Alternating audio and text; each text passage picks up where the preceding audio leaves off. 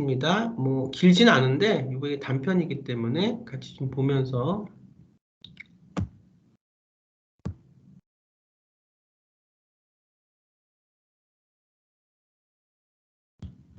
자, 보이죠? 지금 요거 쓴 거야? 두 장? 윤서? 근데 그 중간중간에 내용을 좀 수정했습니다. 우선 이제 제목이 안 보이네. 이제 제목을 써내야 되는데. 자, 윤서가 먼저 처음 읽어보자. 잠에서. 잠에서 깬 시각은 이른 오전이었다. 잠에서 깨어 처음 느끼는 피부의 촉감은 다소 습했다. 창은 밝았으나 햇살이 들어오진 않았다. 단지 오래된 백색 전등처럼 희미하게 밝을 뿐이었다. 창 너머로 후분된 빗소리가 얕게 들렸다. 비가 오는 걸까? 약간 눅눅해진 이불을 걷고 두 발을 바닥에 내렸다. 바닥이 습기에 창으로 미끄러지듯 걸었다. 걸었던 잠긴 방치를 풀고 창을 옆으로 밀었다. 창을 여니 빗소리가 더 선명하게 들렸다. 창문 바로 옆 벚나무의 초록색 잎들이 물방울과 뒹굴었다. 나무 너머로 보이는 시골의 풍경은 안개에 침잠되어 갔다. 옆으로 보이는 산에서 이름 모를 새가 뻑뻑하며 울고 기운을 더 은근하게 만들었다. 새의 울음이 멈추자 이번엔 고라니가 꾀액하고 울었다. 처음 여기 와서 밤에 고라니 울음을 들었을 때는 이게 사람 소리인가 싶어 서늘을 썼던 적이 있었다. 저 소리가 동물이 내는 소리인 걸 알았음에도 쉽게 적응되진 않았다. 집을 둘러싼 산 주변에 다수의 고라니가 사는지 아침에도 점심에도 밤에도 다문다문 울어댔으나 제 모습을 보인 적은 없었다. 꾀액하고 고라니가 한 번 더 울었다. 창을 닫고 피부에 들러붙은 습기를 손으로 닦아냈다. 창문 바로 아래 책상엔 어제 그리 담은 도화지들이 늘어져 있었다. 졸업이 목전이라 지금 도안을 입이 완성시켜야 하는데 아이디어는 쉬이 머릿속에도 도화지 속에도 그려지지 않았고 연필을 잡은 손만 새까매졌다. 미약한 주제의식은 그림 속에도 곧장 들어왔다. 형태는 분명하지만 뭘 의미하는지 모르겠는 대상들이 어떤 의도 없이 상황에 기대 늘어져 있었다. 단지 습득한 이론에만 기대 형성된 대상들의 원망스런 탄성을 감각했다. 새벽 동안 그린 도안을 들어 빛에 이리저리 비추다 책상 위로 살며시 도로 내려놓았다. 어제의 피로가 그중을 비틀었다. 한창 포도 수확철인 지금 일순이 부족하더라 엄마의 연락을 받았던 게 3일 전이다. 어제는 아침부터 점심까지 일을 돕고 또 해질 무렵 오후에도 나가 일을 돕고 또 이른 새벽까지 도안을 그렸으니 오늘은 오후 1시쯤 일어날 거라 생각했었는데 빗소리 때문인지 이른 시각에 눈을 떴다. 침대로가 눅눅한 이불을 덮었다. 어제도 불편했던 잠자리는 지금 또 불편했다. 눈을 감고 빗소리를 자장가 삼아 다시 자려 했지만 잠깐만 뒤척거릴 뿐이었다. 결국 다시 이불을 밀어내고 거실로 느직하게 나왔다. 그 다음에 채윤이가 좀 읽어줄까? 거실은 조용했다. 커다란 벽걸이 TV와 가죽 소파, 나무 테이블이 날씨를 따라 차분히 가라앉았다. 엄마는 아직 자고 계신 걸까? 굳이 엄마 방을 열어보진 않았다. 거실의 절반 크기 정도 되는 부엌에서 쿠키 하나를 집어먹고 커피포트에 물을 부었다. 곧 포트 안에서 보글보글 끓는 소리가 들렸고 미리 믹스커피를 부어놓은 잔에다 쪼르르 따랐다. 혼김과 같이 커피 향이 은은히 비강을 맴돌았다. 쿠키 하나를 주머니에 넣고 아직 뜨겁기만 한 커피를 잡고 거실 창으로 향하니 바로 앞 흔들 의자가 작은 진폭으로 삐거덕거렸다. 살펴보니 엄마의 뒤통수가 창의 가장자리로 보였다 사라졌다를 반복했다. 창을 작게 2번 노크했다. 엄마는 어깨를 약간 들썩이더니 고개를 돌려 창 너머의 나를 곧바로 쳐다봤다. 한 손으로 거실의 큰 창을 열자 아까보다 더 선명하게 빗소리가 들렸다. 창틀로 떨어지는 물방울들이 방충망과 충돌하며 잘게 부서졌다. 방충망까지 열어 고개를 내밀었다. 머리 위로 떨어지는 물방울의 낙하가 체감되었다. 뭐 하세요? 비도 오고 분위기도 좋고 해서 앉아서 그림이나 그리려고 했지. 그거 커피야? 고개를 내리니 커피가 흥긴것 같이 찰랑거렸다. 엄마가 그림도 그렸었어요? 몸을 더 빼서 커피를 엄마에게 건넸다. 엄마는 두 손으로 커피를 조심스레 받더니 커피 향을 한 번 맡곤 훌쩍였다. 그럼 엄마 어릴 적에도 그림 잘 그린다고 칭찬 많이 받았었는데 하곤 시선을 먼 발치의 풍경으로 돌렸다. 모니 씨 들어왔나요? 들어왔어요? 자, 네, 모니 씨 그 다음에 읽어주세요. 연달아서 풍경으로 엄마는, 돌렸다. 오케이. 엄마는 연신 고개를 도와주려 내렸다. 풍경으로 올렸다를 반복하며 흘들의자를 살짝씩 움직였다. 그러다 육중한 덤프트럭 몇 대가 소음을 남기며 집 앞 도로로 지나갔다. 여기 주변에 무슨 공사가 있냐고 물으니 엄마는 왼쪽으로 보이는 산에 다리 공사가 한창이라며 요새 저 도로를 지나는 차들이 많아졌다며 불통스러운 말투로 말했다. 요즘 다리 공사와 더불어 아래에 위치한 친구의 카페가 방송을 타며 유명해져 차는 이들이 많아졌다고 덧붙였다. 차들이 많아서 소음 때문에 불편하겠어요 라고 물으니 엄마는 고개를 저었다. 아니, 저 도로로 야생동물들이 많이 지나가는데 혹여 차에 치일까봐 그래. 아까도 저쪽 산에서 꾀익하며 울더라고요. 2차선 도로는 산과 산 사이를 가로질렀다. 엄마 말로는 고라니들이 산과 산 사이를 질러가기 위해 집 앞 도로에 자주 보였다는 것이다. 그럼 여기 계속 앉아 있으면 고라니가 보여요? 응, 하루에도 4~5번은 보이지. 엄마의 고개를 따라 집 바로 앞에 위치한 산으로 시선을 향했다. 빽빽한 녹음 뒤론 생명의 꿈틀거림 따윈 없었다. 산은 보이는 그대로 굳센 고요를 지켰다. 그럼에도 어깨너머로 흘겨본 엄마의 그림 속 묘사된 산에는 보이는 것 너머에 움직임이 실렸다. 빽빽한 나무들이 민들레 홀씨처럼 가볍게 나풀댔고 기울어진 기둥 틈으론 여러 동물들이 보였다. 근데 그 크기가 제각각이었다. 청설모나 다람쥐는 고라니보다 컸고 하늘이 나는 참새는 봉황처럼 커다란 날개를 쭉 뻗었고 커다란 메뚜기를 독수리 같은 발로 꽉 움켜쥐었다. 엄마의 도화지 속 표현된 대상들의 구조는 이론적으론 다 죄다 엉망이었다. 다시 윤서. 멀리서부터 흰색 1톤 트럭이 길을 따라 이리저리 꼬리를 흔들다 이곳으로 다가들었다. 어제 담았던 포도들을 농수산센터로 출하해야 했다. 엄마는 트럭을 보더니 하던 작업을 의자에 올려놓고 나에게 따라오라 손짓했다. 창을 잡고 방으로 돌아가 서랍에 넣었던 팔토시를 챙겨 마당 한편의 작업장으로 향했다. 트럭에서 내려 아저씨와 협업하여 포도박스를 날랐다. 수확한 양이 꽤 되어 어제 오늘로 화물칸을 꽉 채웠다.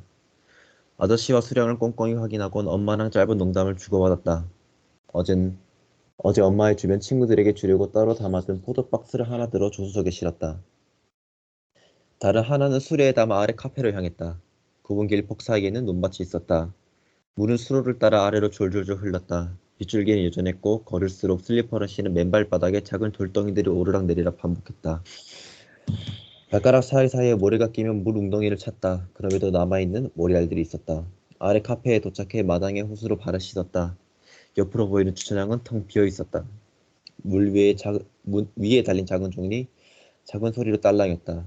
미숙의 아줌마는 커피 머신에 고개를 쳐박아 아직 영업 전입니다 라며 말하곤 돌아보지도 않았다. 그녀에게 인사를 하고 나서야 테이블에서 나와 살갑게 대하는 것이었다. 좋아요. 잘 읽어줬고요. 이제 한 사람씩 이게 드라마를 나는 뭐 전공한다 그래서 소설을 나는 뭐 이건 아니거든요. 읽고 느낌이나 이런 것들이 다 중요하기 때문에 먼저 이번에는 문희 씨한테 한번 물어볼게요. 지금 이게 이제 우리 작가가 글을 이제 쓰는 단편 소설에서 지금 이제 첫 장, 두 번째 장인데 아직 지금 우리 작가가 제목은 안 찾아왔어. 근데 나는 오늘까지 제목을 좀 찾아왔을 거라고 생각을 했는데, 왜냐면 제목이 아직 없다면 이 글의 방향성이 정해지지 않은데, 윤서, 네. 제목을 혹시 좀 생각해 본 게 있어? 어...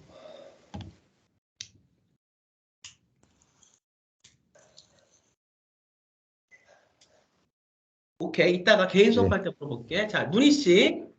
네. 요거 이제 뭐 제목도 없고 그런데 지금 이제 첫 이제 들어가는 발단 장면에서 쓴 건데, 요거 읽고 느낀 점이나 뭐 생각나는 것이나 뭐 물어보고 싶은 거나 작가한테 있으면 좀 얘기해 주세요. 음,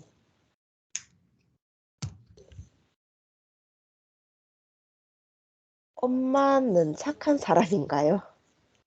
엄마는 착한 사람인가요? 작가. 엄마는 착한 사람이라고 물어봐. 자, 어때? 엄마는 어떤 사람이야? 캐릭터가? 어... 그... 뭐 착하다 나쁘다 이렇게 좀 단정 지을 수는 없을 것 같고 엄마는 어떤 사람이냐면은 과거에 그 상황 때문에 자기 자신의 자유를 스스로 박탈시킨 사람이었습니다. 근데 그러다가 네. 어, 예를 들어서가 아니라 엄마는 이제 맞이였기 때문에 그 그림 화가 쪽으로 나가고 싶었어도 화가로 나갈 수가 없었고, 그 다음에 아버지하고도 이혼을 하고 싶었는데 자식들이 있었기 때문에 이혼을 하지 못했었고, 그래서 결국은 그 상황이 어머니의 선택과 자유를 좀 박탈시켰다라는 설정을 가지고 있습니다. 또 엄마 그러면 이 아들을, 네, 그다음에 그럼 이 아들을 지지를 해주는 입장이에요? 어,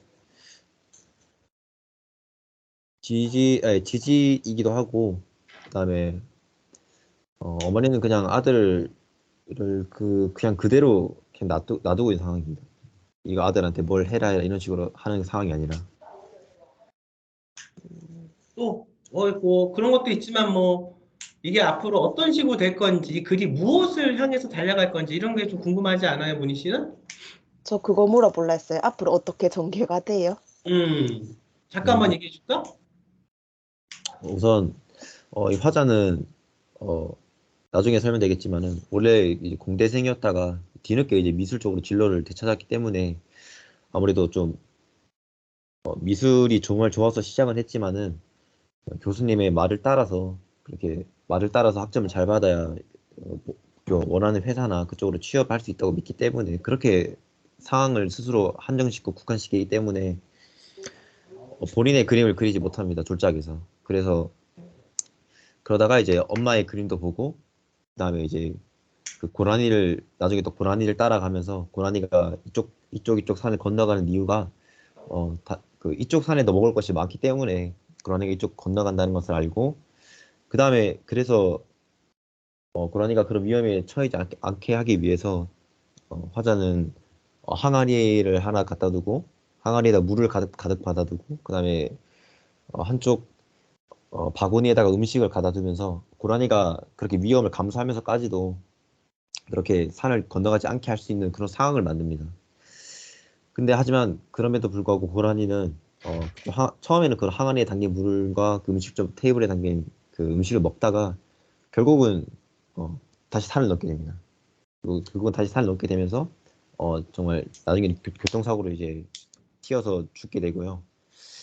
그 상황을 보면서 화자는 엄마도 그랬고 이 고라니도 그랬고 단지 그 주어진 상황 때문에 자기 스스로의 선택과 자유를 박탈시키지 않는다는 것을 깨닫게 되고 어, 교수님의 의도대로 졸작을 하지 않고 자신의 의도대로 그다음에 항아리에 그림을 그리면서 단지 캔버스에 자신을 국한시키지 않고 그 상황에 자신을 가두지 않고 자신의 선택과 의지대로 방향으로 나아가게 되면서 마무리를 지으려 합니다. 항아리 그리는 걸로 생각했어? 네. 그것도 이따 개인 수업할 때 생각을 좀 해봐야 될 거. 자, 그다음에 채윤 양. 자, 요거 이제 같이 네. 읽어봤는데 지금 여기서 발단 과정이잖아요. 발단 과정에서 지금 보이는 갈등의 씨앗이 좀 보이나요? 어떤 게 보이죠? 우리 채윤 양은?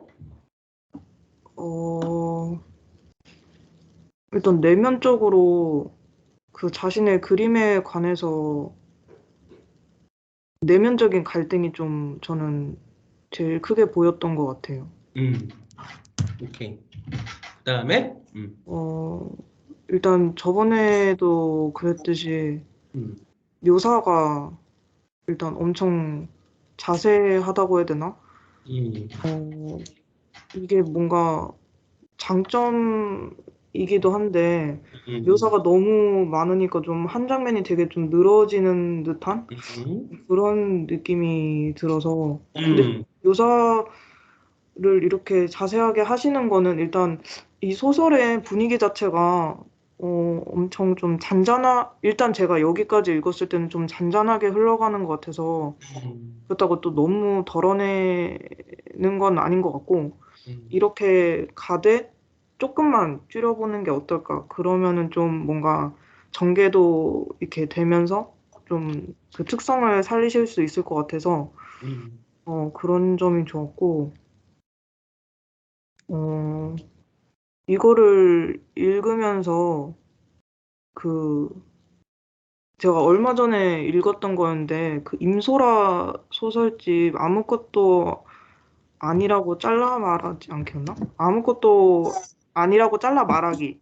거기에 그 첫 번째 아마 첫 번째 단편이었던 것 같은데 거기에도 약간 이런 느낌의 소설이 나오거든요. 그 주인공이 음, 그 무슨 섬이 거기가 사슴이었나? 그게 이렇게 돌아다닌다 이런 거를 보게 되면서 그 동물을 보게 돼요. 자기 혼자 밤에. 그런 식으로 하면서 그 자기가 하고 싶은 그 작가의 일하고 관련해서 뭔가 좀 그렇게 그게 나오는데 그 소설이 좀 생각났던 것 같아요. 그 소설도 되게 좀 엄청나게 막 사건이 있는 게 아니라 좀 잔잔하게 흘러가면서 뭔가 자기 안에 좀 내면적인 갈등 그런 게 좀 드러나는 것 같아서 네. 좋았어. 나는 그 소설 읽어보지 않은 거기서 진짜 사슴이 있는 거야? 아니면은 그냥 자기 그 눈앞에서만 그 사슴 같은 존재가 보이는 거야? 그러니까 제가 이게 지금 응. 그 사슴이었는지 아니면 다른 동물이었는지 아, 모르겠는데 어쨌든 사슴이라고 한다 치면은 응, 이제 그 마을 사람들이 응, 이제 그 섬에 밤마다 사슴이 그 응, 바다를 통해서 그 섬으로 간다. 이렇게 응, 그래서 주인공이 믿지를 않아요. 어떻게 수영을 하냐 이런 응, 식으로 믿지를 않는데 밤에 그 섬을 바라보다가 진짜 그 섬으로 건너가는 사슴을 보는 거예요. 수영을 응, 해서. 응. 그러면서 이제 뭔가 그 사슴이 이제 밤이면은 아무도 자기를 못 볼 거라고 생각을 하니까 살기 위해서 이렇게 가는 그런 거를 보면서 좀 뭔가 느끼는 네, 그런 장면이 있었어가지고 그거는 저기 실화인데, 이제 그거는 그 다큐 스페셜인가? 저번에 방송에 났던 건데, 무인도에 처음에 그 작가하고는 상관이 없고, 내가 본 건 얘기하면, 무인도에 이렇게 사슴을 길러서 녹용 때문에 이렇게 몇 마리를 갖고 왔는데, 관리가 안 된 거야. 그래서 이제 거기 그 사슴들이 새끼를 치고 새끼를 쳐가지고, 완전히 그 섬을 황폐화시키는 거야. 풀 뽑아먹고 이래. 근데 이제 먹을 게 없으니까 실제야, 이거 실제인데, 사슴이 옆에 있는 무인도, 옆에 있는 섬으로 바다를 건너서 수영을 쳐가지고 옆에 있는 섬으로 가더라고. 내가 본 이제 그 실제 다큐멘터리는 그랬고, 나는 그래서 이제 우리 좀 만나서 같이 뭐 영화를 한 편 봤으면 좋겠는데, 뭐 한 편을 보던 두 편을 보던, 근데 나는 다큐를, 그러니까 우리 사실은 드라마를 하려고 하는 사람들도 실제 상황의 것을 잘 다큐를 알아야 되고, 또 우리 소설을 쓰려고 하는 분들도, 사람들도 사실 이 다큐만큼 이렇게 소설에 도움이 되는 게 없거든요.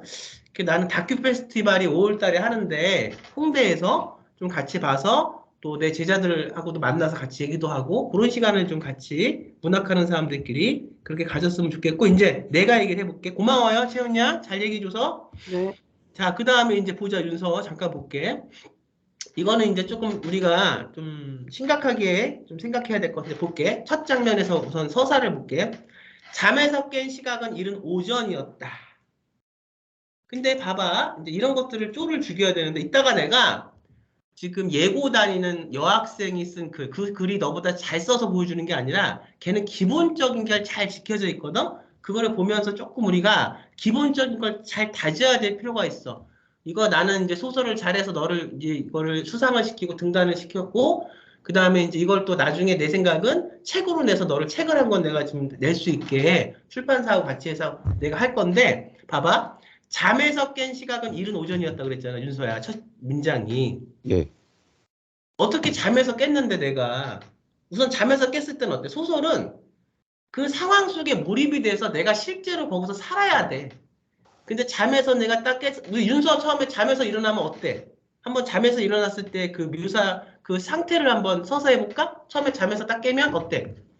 어, 잠에서 깨면 어, 응, 그냥 그냥 아무 생각이 없고 저 응, 주변에 이제 몇 시인가 그 생각이 들고 응. 주변 그냥 상문 보면서 몇 시쯤이라고 어린 그러니까 짐작 하게 됩니다. 그리고 뭐 이제 전날 술 좀 먹었으면 속도 안 좋고 뭐 좀 걸걸하고 근데 딱 일어났는데 잠에서 깬 시간 우리가 이제 1인칭 화자 시점이거든. 네, 근데 딱 일어났는데 내가 갑자기 잠에서 깬 시각은 이른 오전이었다. 이렇게 안 그러거든. 우리 실제 맞아요. 삶에서. 그치? 네. 이게 기본이라는 거야. 이제 내가 너한테 과제를 낸 게, 프로젝트를 낸 게, 이걸 더 우리가 해서 상황 속의 묘사를 그려서 우리가 그걸 한번 실현시켜보자 이렇게 얘기를 했는데, 이렇게 이거를 그렇게 하면 안 돼. 우선은 기본이 된 상태에서 상황 속에서의 심리 묘사와 정황 묘사가 눈에 보이는 그 묘사와 같이 나와야 되는데, 봐봐. 잠에서 깨어 처음 느끼는 피부의 촉감은 다소 습겠다. 우리가 윤서야. 네. 물론 사람마다 아주 그 피부의 촉감에 민감한 사람이 있어. 여자들 뭐 남자 뭐 내가 그렇게 뭐 남자 여자를 나누는 건 아닌데 네. 내가 보면은 아주 내 얼굴 피부에 그래서 항상 자나깨나 피부에. 근데 지금 보면 이 캐릭터는 그런 캐릭터는 아닌 것 같은데 처음에 일어나자마자 내 피부의 촉감이 습했냐 이게 우리가 보통 이 캐릭터가 그럴 수 있는 그런 지금 상황의 이런 캐릭터는 아니잖아. 네. 그냥 너가 뭐를 얘기하려고 건조하고 이런 거를 나는 얘기하려고 하는 건 아는데 그러면 서사가 그 건조함을 딱딱함을 뭔가 무미건조함을 이런 걸 얘기할 때는 서사가 다른 게 와야지 지금 이렇게 피부의 촉감은 다소 습겠다. 우리가 일어나자마자 피부의 촉감이 습한 거는 이건 사실은 우리 일상생활하고 좀 다르잖아. 네. 창은 밝았으나 햇빛이 들어오진 않았다. 이런 거야. 그냥 햇볕이 들어오지 않았다. 힘을 껌껌했다. 힘으로했다. 내 눈앞에는 지금 좀 이렇게 밝은 햇빛이 들어오는 것처럼 보여도 나는 왠지인지 그 햇볕이 시무룩하게 보이고 눈앞이 좀 침침했다. 왜일까? 뭐 이렇게 쓸 수 있지만 우리가 이제 보면 쪼라 그러는데 내가 이번에 가리키는 그 예고 학생을 만나서 나는 정말 그 아이가 앞으로 글을 잘 쓸 수 있다고 생각하는 게 뭐냐면 그 아이는 글을 정직하게 써. 이 정직이라는 게 뭐냐면 걔의 세상은 굉장히 그냥 눈에 보이는 대로 쓰고 들리는 대로 쓰고 느껴지는 대로 써. 이게 우리가 오감이 열려 있어야 되거든 소설은. 근데 창은 밝았으나 햇빛이 들어오진 않았다. 이런 거 다 비문이야 사실은. 이게 비문도 의미상의 비문이야 이런 거. 단지 오래된 백색 전등처럼 희미하게 밝은 뿐이었다. 이것도 뭘 표현하고자 하는지는 알겠는데 이런 이제 앞으로 소설을 다 쓰고 나면 퇴고할 때 이런 문장들 오랜 백색 전등처럼 희미하게 밝을 뿐이었다. 이런 것도 이제 고쳐야 더 정확하게 내가 인식되는 거, 내 상황에서 내가 눈에 보이는 거 이런 것들을 써야 되거든. 창 너머 흡입된 빗소리가 얇게 들렸다. 그냥 창 너머 빼고 빗소리가 얇게 들렸다. 이거 이런 거지. 비가 오는 걸까? 약간 누눅해진 이불을 걷고 두 발을 바닥에 내렸다. 이불을 걷고 두 발을 바닥에 내린 거는 내가 이렇게 바닥에 내리는 행위를 또 다른 누군가가 마치 연출자가 모니터 밖에서 배우가 있으면 레디 액션 그럼 연출자의 시선에선 배우가 바닥을 내리겠지. 두 발을. 하지만 나는 내가 이렇게 땅을 뒤질 때 두 발을 바닥에 내렸다 이러지 않아. 그냥 바닥을 뒤졌지 내가 이렇게. 바닥의 습기에 창으로 미끄러지 이런 부분 이런 표현들이 사실은 이게 아마추어적인 표현이거든 윤서야. 바닥의 습기에 창으로 미끄러질 것 같았다. 무슨 말을 하려는 건 알겠는데 이런 부분들을 우리가 이제 이거 의미상의 비문이야. 걸었던 잠금을 풀고 창을 옆으로 밀었다. 그러니까 여기서부터 이제 이런 부분들이 지금 조금 현실 속에서 내가 그대로 그렇게 움직이고 보고 느끼고 그 다음에 아까 움직이고 보고 느끼는 것은 내가 그거를 왜 이 의미 안에 이걸 넣어야 된다고 하는 나의 정확한 의미와 뜻이 있기 때문에 그게 움직이고 거기서 다 이렇게 생활을 하는 거지. 이제 뒷부분으로 갈수록 점점 문장이 괜찮아지긴 해. 그래서 이제 뒷부분으로 가보니까 이 부분 여기서부터 좋아. 엄마는 연신 고개를 도화지로 내렸다. 풍경으로 올렸다를 반복하며 흔들의자를 봐봐. 리듬이 있잖아. 내렸다, 옮겼다를 반복하며 자, 이거 끝나면 뭐가 아쉬웠는데 흔들의자를 살짝씩 움직인 거야. 이건 좋아. 흔들의자를 움직이면서 아래 위로 풍경을 보는 거야. 그러다 육중한 덤프트럭 몇 대가 소음을 남기고 보고다. 그냥 소음이 들리는 거야. 집 앞 도로로 지나갔다. 여기 주변에 무슨 공사가 있냐고 물으니 엄마는 왼쪽으로 보이는 산에 다리 공사가 한창이라며 요새 저 도로를 지나는 차들이 많아졌다며 볼동스러운 말투로 이 볼동스러움도 이것도 고쳐야 돼. 이게 빨간 줄이 쫙 가는 거는 한번 다시 봐야 되는 거야. 요즘 다리 공사와 더불어 그 다음에 아래에 위치한 친구의 카페가 방송을 타면 유명해져 찾는 인원이 많아졌다고 덧붙였던데 이것도 조금 더 섬세하게 고치면 설명하는 것 같거든. 윤수야 지금 이게 뭔가 우리 소설은 설명하거나 이거를 갖고 길게 막 이렇게 하는 게 아니라 시각적으로, 청각적으로, 촉각적으로 문장을 통해서 독자가 느끼게 만들어야 돼. 길게 설명을 자꾸 해주면 안 돼. 그래서 이런 부분들이 앞으로 고쳐져야 될 부분이고 그래서 결국은 지금 항아리에 지금 그림을 그려서 이제 표현을 하려고 하는데, 그러면 이 글의 제목이 뭐가 되면 좋을까, 윤서야? 아, 그게 악권인데. 근데 제목을 아직 잘 모르겠습니다. 잘 못 썼어? 네. 자, 그래. 그러면 이제 개인 수업으로 돌려서 조금씩 본인의 어떤 프로젝트에서 부족한 부분들을 나하고 채우기로 하고. 자, 어떤 순서를 우선 채은이, 그 다음에 윤서, 그 다음에 문희 씨. 이렇게 할 테니까 우선은 채은이 오늘 수업은 좀 길게 저번 수업처럼 하진 않아도 될 것 같거든? 가장 네. 중요한 거 몇 개만 얘기하면 될 것 같으니까 하고, 30분 있다가 윤서 보고, 그다음에 윤서하고도 30분 얘기하고, 그 다음에 문희 씨는 1시간 있다가 나하고 만나서 개별 시간을 갖도록 해요. 자, 어떻든 나머지는 지금 다 나가주시고, 저는 아무튼 5월 달에는 만나서 같이 좀 이렇게 문학이나 영화에 대해서 같이 얘기할 수, 다 성인들이니까 그런 시간을 가졌으면 좋겠으니까, 혹시나 본인들이 어디서 뭘 하면 좋겠다 이런 게 있으면 다음 시간에 생각한 게 있으면 나한테 얘기해 주기 바랍니다. 그럼 여기서 수업을 우선 1차 끊고요. 지금 채훈이만 남고 나머지는 다 나가주세요. 다음 주에 또 뵙죠.